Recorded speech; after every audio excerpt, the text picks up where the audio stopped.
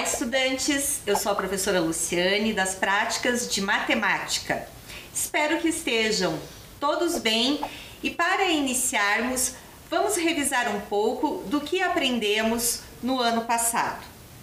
Nós vimos um pouco sobre algumas aplicações matemáticas nas áreas profissionais, inclusive o professor Felipe do movimento, a professora Dayana das práticas de língua portuguesa e a professora Kelly e o professor Henrique das práticas de ciência e tecnologia trouxeram os seus conhecimentos a partir da sua área de formação. Um outro momento importante do nosso estudo foi quando conhecemos um pouco sobre Hipátia de Alexandria, que viveu no início da Era Comum, e ela fez a tradução de um trabalho apresentando as cônicas que possibilitou que esses saberes fossem disseminados para mais pessoas, sendo um conhecimento aplicado, por exemplo, na construção de torres hiperbólicas, objetos do cotidiano como abajures, antenas parabólicas e assim por diante. Vimos também um pouco sobre a vida de Gauss e que aos 10 anos de idade o professor dele solicitou que fosse realizada a soma de todos os números de 1 a 100 e ele fez esse processo muito rapidamente. Por quê? Porque ele começou fazendo a soma dos extremos, os extremos imediatos, que sempre resulta em 101. E ele então calculou 50 vezes 101, encontrando 5050. Conhecemos também um pouco sobre Ada Lovelace, a primeira programadora da história, que ajudou Babbage no trabalho com os cartões perfurados, e assim ela descreveu o primeiro algoritmo de computador da história. Vimos a partir deste trabalho que existe um aspecto muito importante, que é a lógica utilizada para resolver problemas, e esta lógica organiza o que são os algoritmos, os passo a passo para se atingir um determinado objetivo. Então, nós vimos em nosso estudo, tanto na forma de diagrama de blocos, como por meio de fluxograma. E nas duas estruturas de algoritmos que nós estudamos naquele momento, nós pudemos perceber que para chegar no objetivo, beber água, chegar na escola, nós sempre temos um início e um fim demarcados. Conhecemos também um pouco da história de Alan Turing e do seu trabalho com criptografia, que ele desenvolve junto com outros pesquisadores a máquina chamada BOMB, que foi a máquina que fazia o processo de descriptografar a máquina Enigma, que era a máquina utilizada pelos alemães na Segunda Guerra Mundial para enviar mensagens para os seus aliados. Então, com a BOMB, eles, naquele período, conseguiram evitar muitas mortes e também antecipar o fim da Segunda Guerra Mundial. Mas nosso estudo não parou por aí. Nós vimos também que hoje nós ainda utilizamos criptografia, matemática, ciência do cotidiano. E onde que a criptografia, por exemplo, está presente hoje nas nossas atividades diárias? Nós utilizamos, por exemplo, em aplicativos para envio de mensagens. E vocês já devem ter identificado que, às vezes, quando vamos encaminhar uma informação para uma pessoa, aparece essa informação. As mensagens que você enviar para esta conversa e chamadas agora são protegidas com criptografia de ponta a ponta. E o que isso significa? Significa que qualquer curioso que tente acessar a informação não vai ser possível, porque existe uma criptografia transformando a mensagem em uma transmissão secreta. E quando nós dizemos que é de ponta a ponta, é do remetente ao destinatário e inclusive a empresa, o servidor que responde por aquele aplicativo, por aquele programa de computador, não consegue acessar a informação. Agora, este ano, nós vamos continuar conhecendo algumas aplicações dessa matemática ciência do cotidiano. Hoje, nós vamos observar algumas coisas sobre aplicações matemáticas nas construções, mas para isso eu quero compartilhar com vocês um vídeo.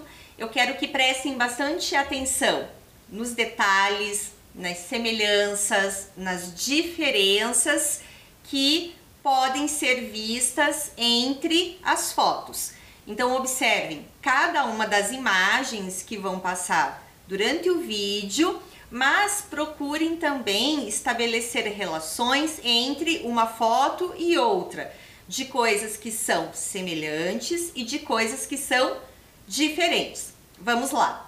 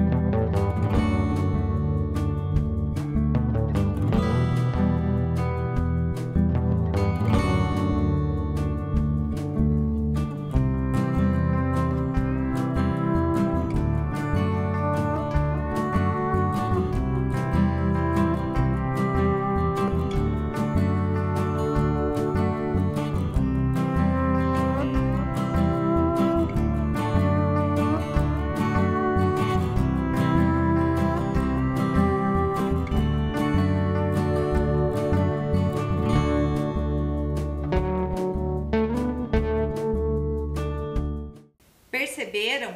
Conseguiram visualizar o que há de comum e o que há de diferente nas imagens que foram apresentadas no vídeo? Então, vamos conferir de olho no detalhe. Escolhi algumas para a gente visualizar e conversar sobre esta ideia.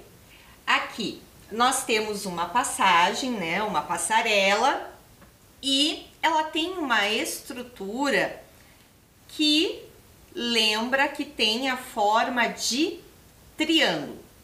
Nós vimos no vídeo também a estrutura de caibros para construção de um telhado, que também tem essa forma triangular demarcada.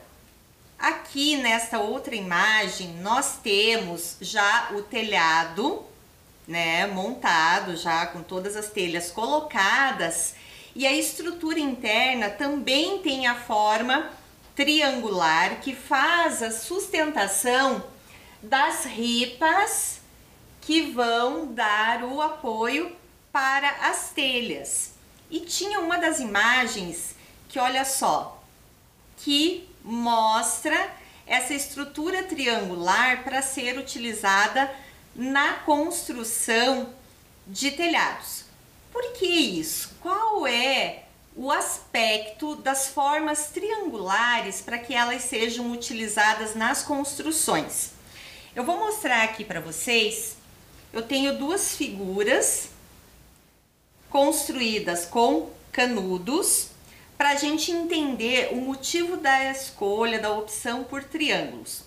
Quando nós utilizamos estruturas né, na forma de losango, quadradas, retangulares, essa estrutura ela tem uma certa mobilidade, então isso aqui não é interessante. Não significa que as construções que usam essas formas vão desabar a qualquer momento. Existem muitas tecnologias que são utilizadas para que a construção fique estável. Mas os triângulos têm um fator bastante interessante, né? Eles têm uma rigidez que impede a movimentação da estrutura. Por isso que muitas vezes é feita a opção por triângulos, né? E no caso de uso de outras estruturas, é necessário que sejam feitas treliças, que sejam colocados outros materiais para fazer a ligação e que deem essa sustentação para a construção que está sendo realizada. E para nós avançarmos na nossa conversa de hoje, uma característica bastante importante e uma construção em que nós visualizamos os triângulos são as pirâmides. Então, como construir uma réplica de pirâmide? Eu trouxe aqui 3 exemplos e definida uma base para essa pirâmide, que é a face que fica em contato com a superfície, seja triângulo, quadrado ou pentágono, todas as faces ao redor são triangulares. Então, como eu construí essas? Eu desenhei as bases, determinei um tamanho de triângulo que eu iria colocar em cada uma das faces e depois eu fechei as estruturas.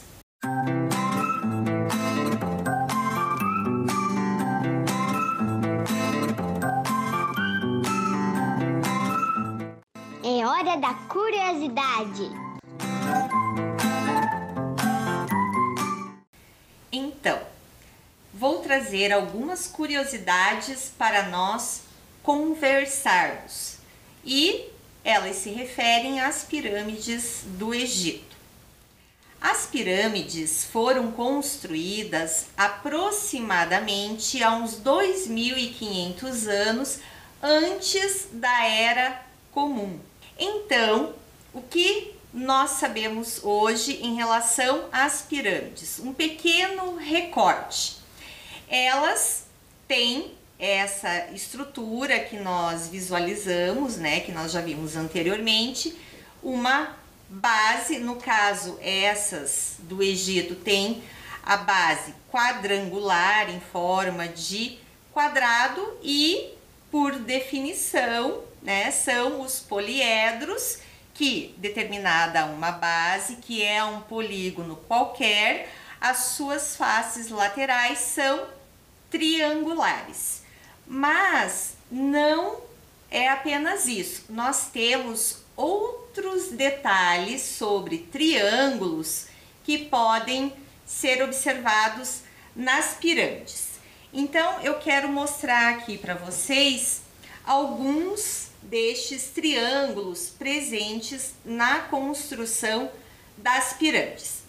Eu tenho aqui uma estrutura construída com palitos, elástico e canudos que demarcam as arestas da pirâmide, tanto da sua base como das suas faces laterais. E também aqui onde está demarcado em azul, nós temos a altura da pirâmide, que liga o vértice superior da pirâmide ao centro da sua base, perpendicularmente. E quais são os outros triângulos, além das faces laterais, que nós podemos observar? Nós temos um triângulo retângulo, que nós podemos posicionar aqui para visualizar, que tem um de seus catetos na altura da pirâmide, o outro cateto vai cruzar sobre, vai passar sobre meia diagonal, e a aresta da face lateral vai ser a hipotenusa. Nós temos também aqui um outro triângulo retângulo que ele tem correspondência com a altura, um dos catetos, e vem perpendicularmente à aresta da base. E a hipotenusa é uma linha que passa na face lateral.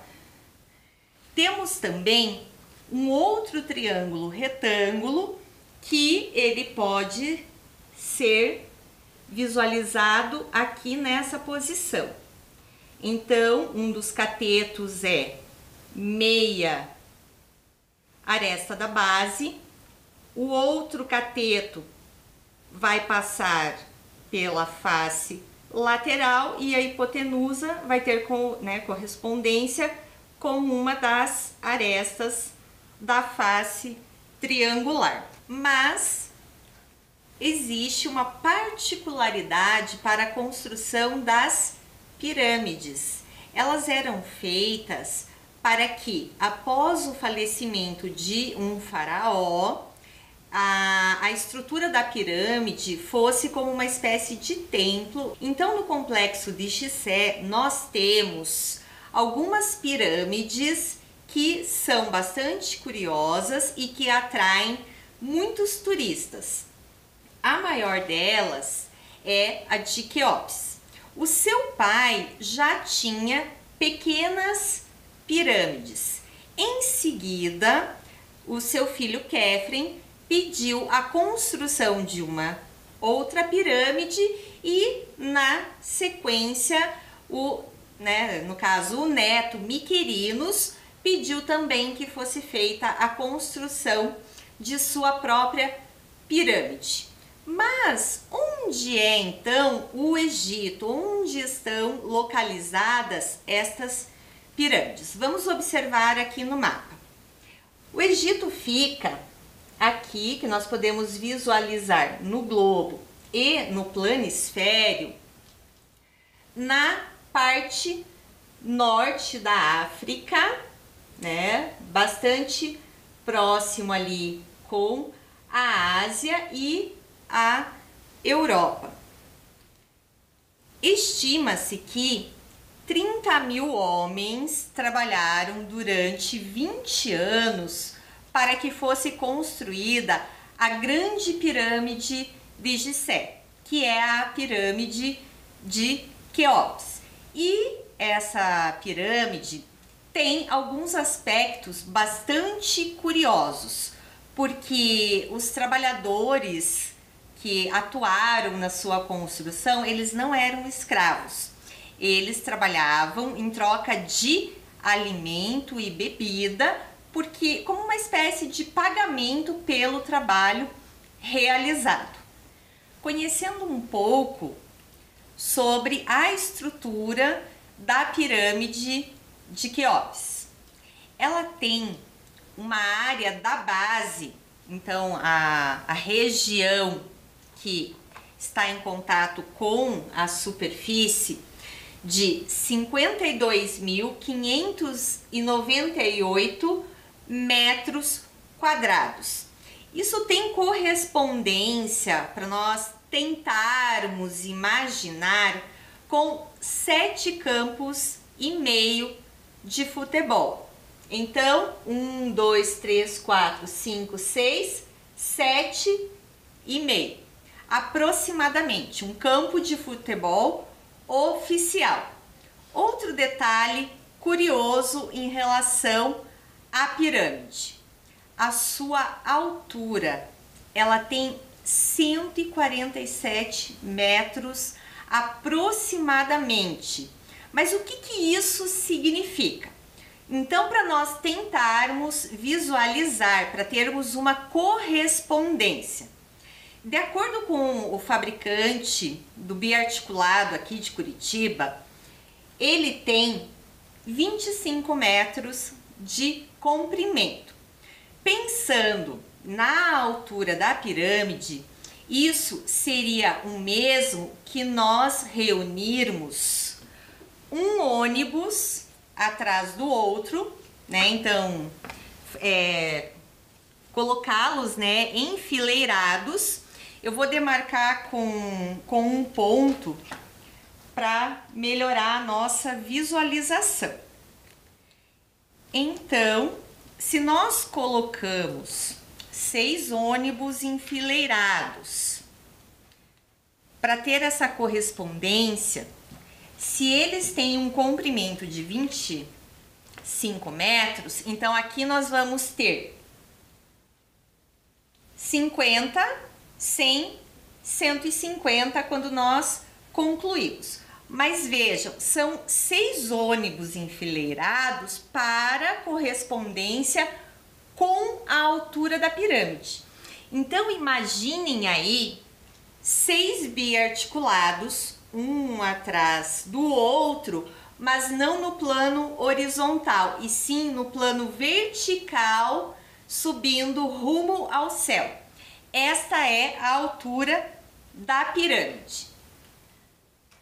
Outro detalhe, cada bloco de pedra que foi utilizado para a construção da pirâmide tem 2,5 toneladas. O que isso significa?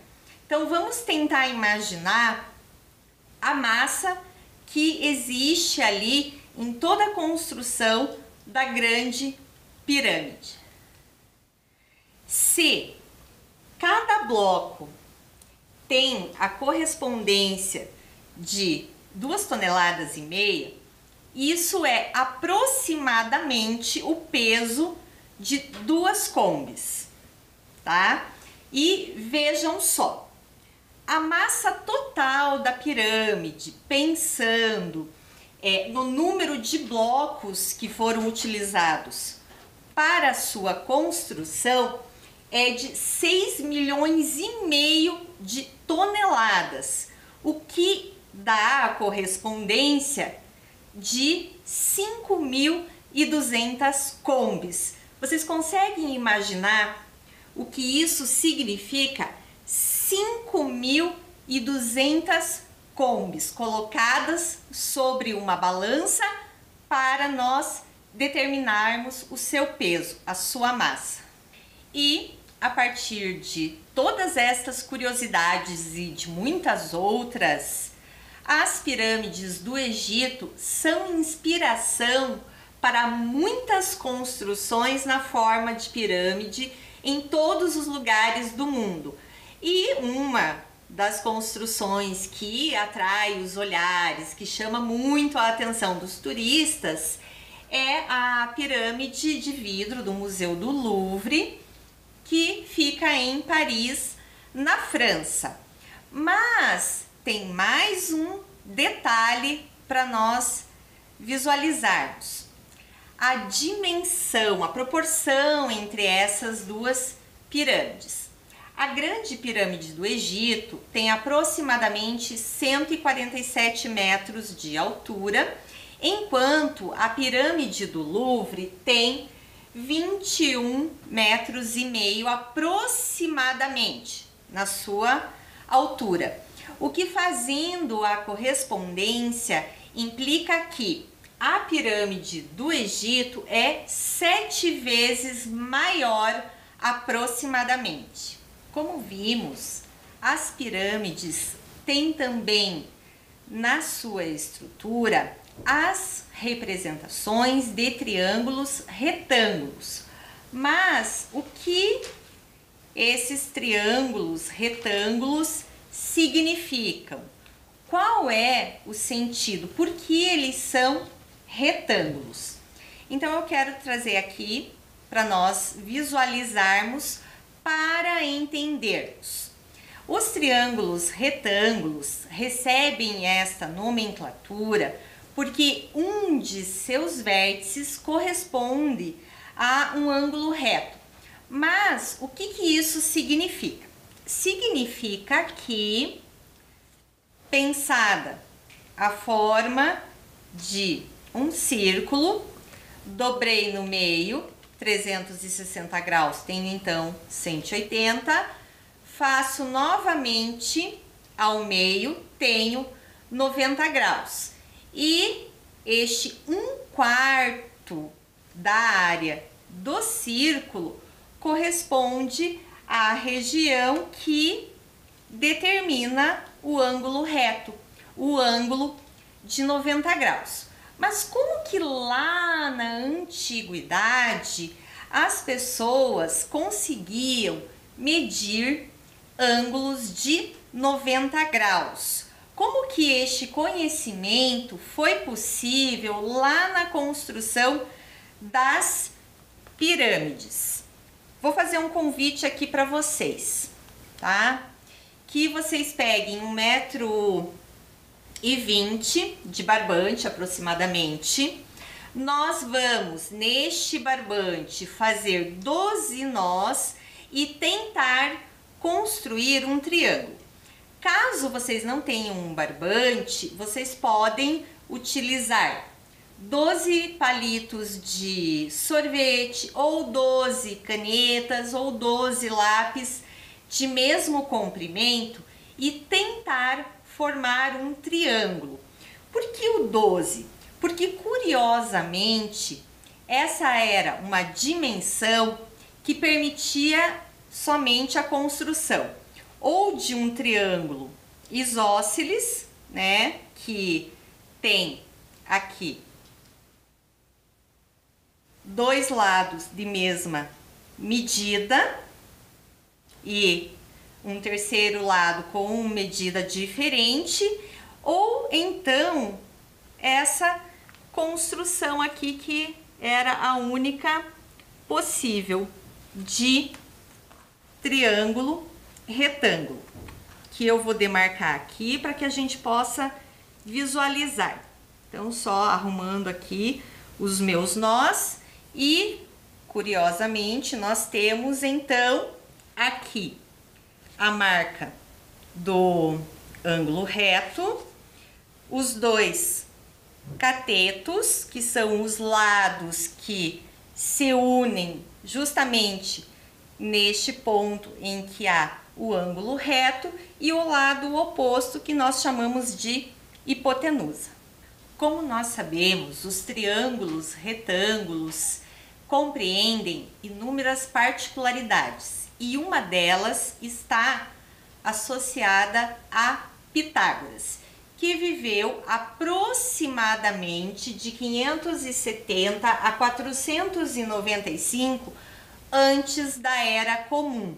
Mas vejam só, o grande legado de Pitágoras, né, um dos conhecimentos que foi amplamente disseminado é o Teorema de Pitágoras, mas é um conhecimento já utilizado lá no Egito, na África, em outros pontos da África, inclusive 2.500 anos antes da Era Comum, ou seja, 2.000 anos antes de Pitágoras. Então, para a gente conhecer um pouco sobre a vida de Pitágoras, vamos assistir o vídeo da Verve Científica, que é um projeto da Unifesp.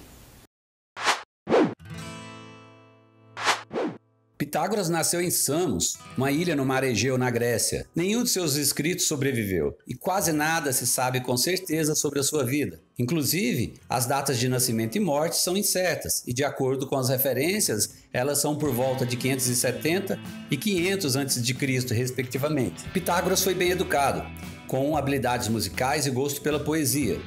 Mas ele era profundamente interessado por matemática, filosofia e astronomia. Ele foi muito influenciado pelo filósofo Ferécides de Ciro, pelo matemático e astrônomo Tales de Mileto e pelo filósofo e geômetra Anaximandro. Pitágoras migrou para Croton, hoje a comuna de Crotone, no sul da Itália, por volta de 532 a.C.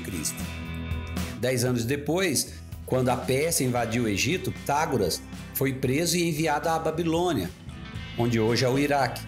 Após ser libertado, Pitágoras deixou a Babilônia e retornou a Samos, e algum tempo depois começou uma escola chamada o Semicírculo. Logo depois, Pitágoras se mudou de Croton e fundou a sua escola filosófica e religiosa, onde seus muitos seguidores viviam e trabalhavam. Os pitagóricos, como eram chamados, viviam segundo regras de comportamento, inclusive quando falavam, o que vestiam e o que comiam.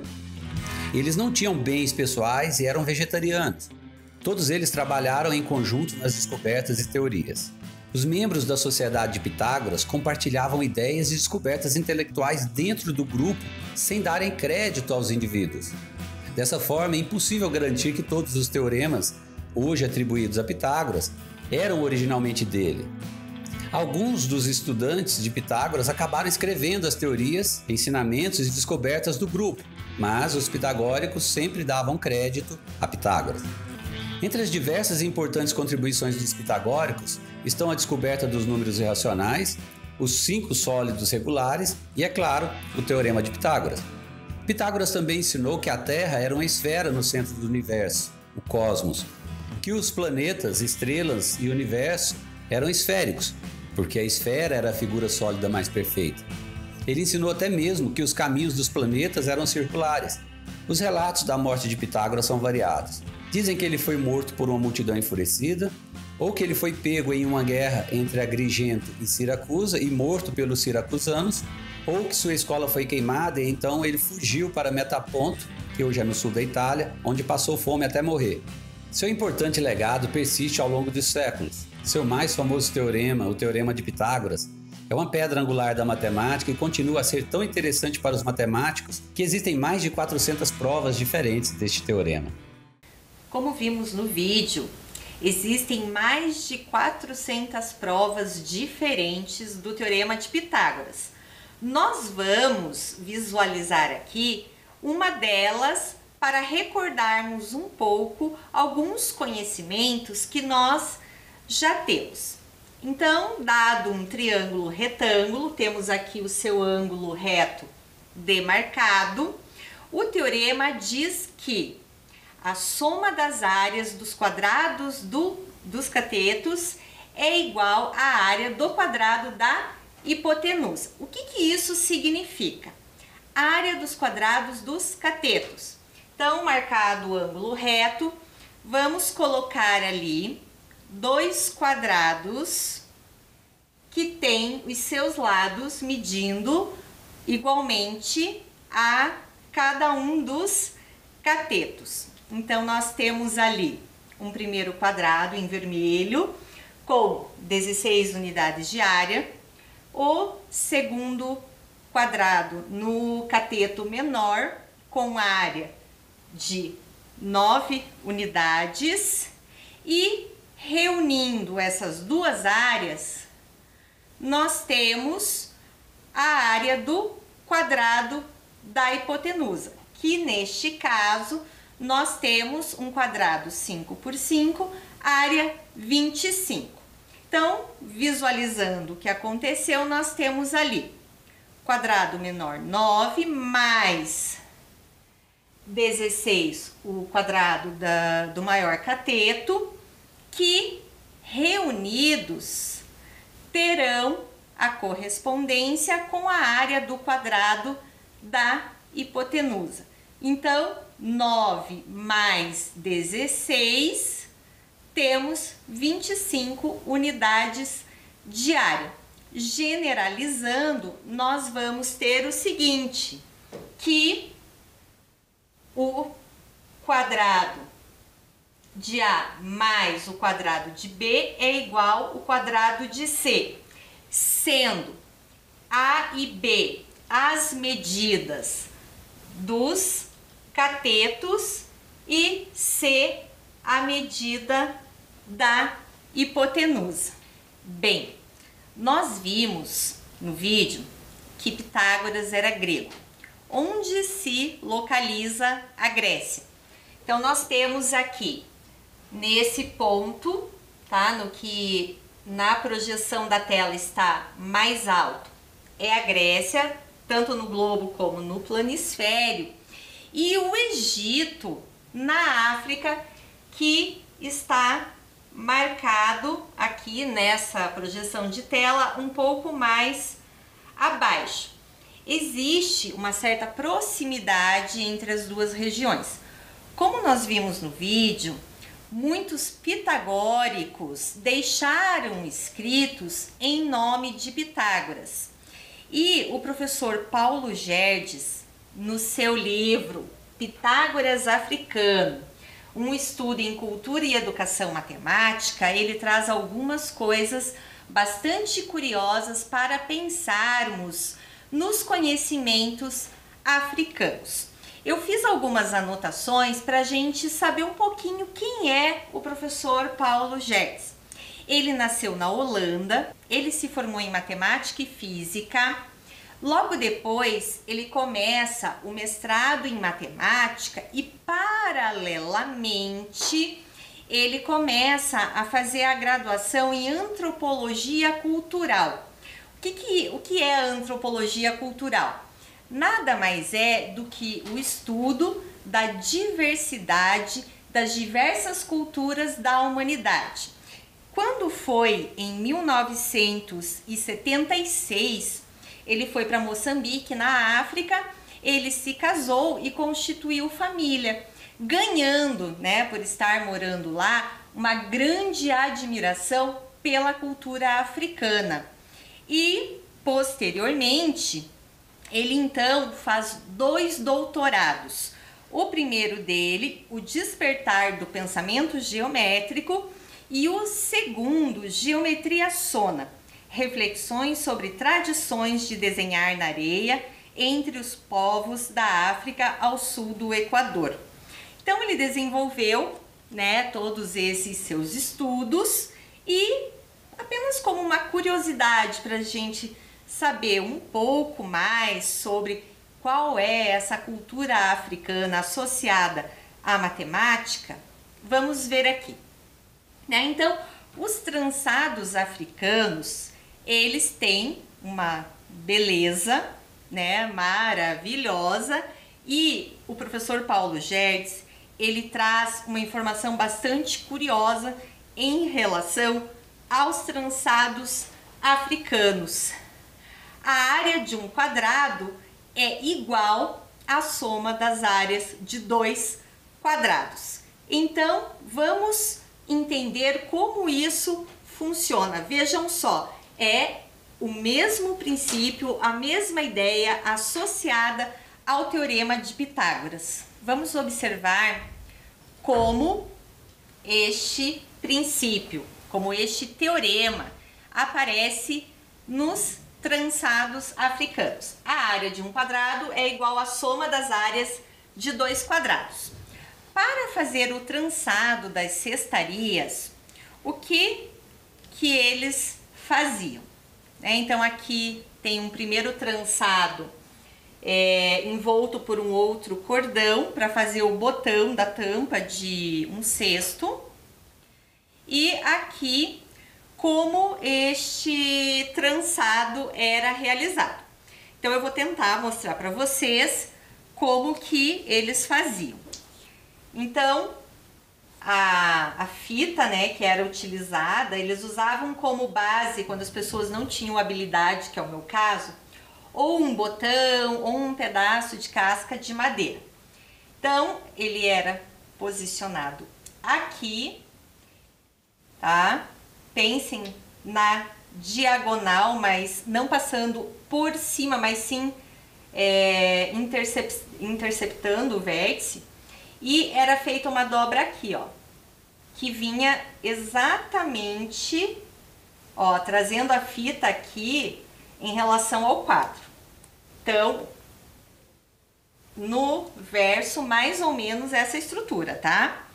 E então vinha uma outra fita cruzando aqui, que fazia a mesma coisa, ó, ela ia passar aqui paralelamente ao outro lado, a mesma coisa. Então, tinha-se essa estrutura aqui. O que era feito então? Depois que vários botões eram encapados e vários pedaços eram confeccionados, eles começavam a reunir as partes, as peças, e então um lado da trança ficava com um aspecto parecido com este e o lado contrário com este aspecto, tá? Em seguida, o que eles faziam? Eles iam puxando, né, firmando esses trançados. Então, um dos lados ficava com essa estrutura em X e o outro lado com essa trança apertada na forma de 4 quadros. E então, a partir de cada parte, o que é possível verificar? O que o professor Paulo Gerdes traz no seu livro? Que, dando um aspecto mais geométrico para cada parte da trança, nós conseguimos fazer a prova do Teorema de Pitágoras. Então vamos aqui nesta tela, eu vou sobrepor a imagem, só quero voltar aqui para vocês visualizarem. Vejam que a correspondência de cores, né, está ok. E então nós temos aqui, eu vou sobrepor com uma imagem similar para que nós possamos fazer a movimentação da estrutura que está ali apresentada.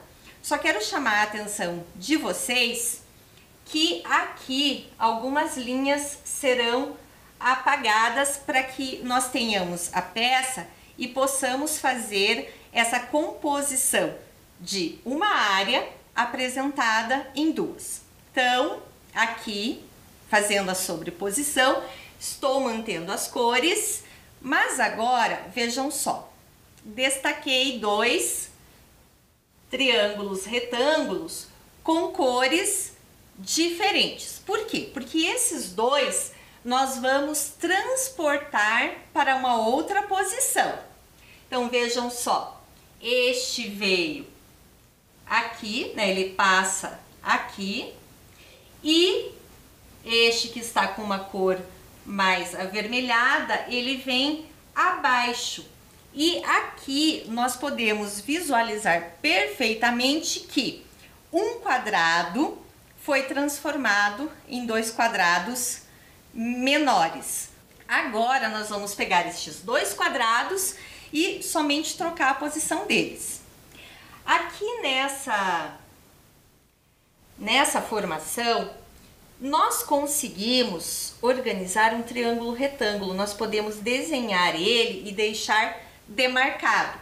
E o quadrado menor corresponde ao cateto menor, o quadrado maior corresponde a um cateto maior do triângulo retângulo. E se nós retomarmos a estrutura que anteriormente nós tínhamos, nós temos o quadrado grande que corresponde à soma de 2 quadrados menores. Nós temos então nos trançados africanos que a soma das áreas de 2 quadrados dos catetos corresponde à área do quadrado da hipotenusa, sendo este o quadrado de parte de um trançado africano. Espero que vocês tenham gostado e até a próxima.